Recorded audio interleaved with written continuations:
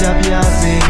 တပေါင်းတစ်ခုလဲချောင်းမထူပဲနှစ်တွေဟာတို့ရှိတောက်တွေပွင့်ပြီးချစ်ရင်မင်းပမာလဲလေရောက်ရပေါက်ရလိုက်ရှာမိတဲ့ခုချိန်ဒီလဲမတွေ့ယူရမယ်တကူလာရမတရားလေးရေမထူးကြပဲခုထားတဲ့ပတောက်တွေဟာလွမ်းကျွေးရှောင်းတော့ပြနာကြီးပုံစံတော့ဖန်ရပြီးပြန်ဆုံး